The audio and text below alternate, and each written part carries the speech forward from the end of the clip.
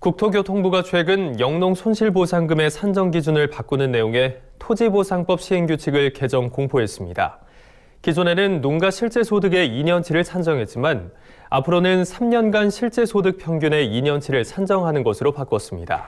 네, 하지만 농업계에서는 3년간 소득 평균 산정이 농가에 유리한 건 아닌데다 영세 소농이 3년치 소득을 직접 입증하기는 쉽지 않다는 우려의 목소리가 나오고 있습니다. 김인경 기자가 보도합니다. 국토교통부는 최근 공익사업을 위한 토지 등의 취득 및 보상에 관한 법률 시행규칙을 일부 개정 공포했습니다.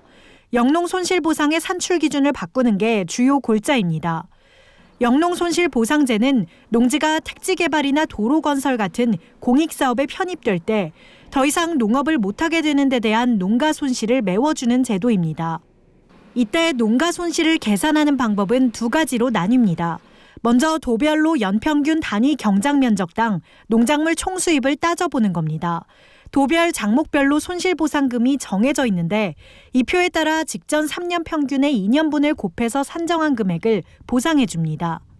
만약 농가가 이 표보다 실제로 수입이 더 많다고 입증할 수 있다면 이제까지는 입증한 실제 소득의 2년분을 농가에 보상해 왔습니다. 그런데 11일 개정 공포한 시행규칙에 따라 앞으로 이 실제 소득이 직전 3년 평균의 실제 소득으로 바뀌는 겁니다. 국토부는 개정 이유에 대해 풍작이나 흉작에 따라 연도별 보상액이 크게 변동되는 것을 막고 기존 도별 작목별 농업 손실보상금과 산출 기준을 통일하기 위해서라고 밝혔습니다. 2년치가 만약에 연속 흉년이 났어요. 그러면은 너무 피해가 큰 거잖아요. 평균을 잡는 시기 자체가 조금이면은 평균 금액이 너무 차이가 나니까 한 해 한 해 바뀌는 게 불합리하니까 3년치의 통계치로 바꾼다.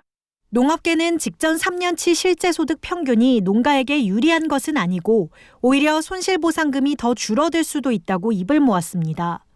평균이라는 개념으로 하면 실제로 이것이 농가에게 유불리가 다를 것 같아요. 각자가. 가능하면 높은 가격으로 3년 중에 소득이 높은 것을 선택하는 방식이 훨씬 농민들한테 유리할 것 같은데.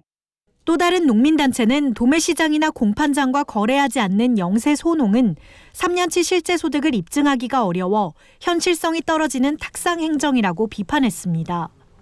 실제 농산물 유통 특성상 도매시장, 공판장, 지역 농업축제업 등에 납품하는 일부 농업인을 제외하곤 매출을 정확히 입증하는 것이 쉽지 않은데요.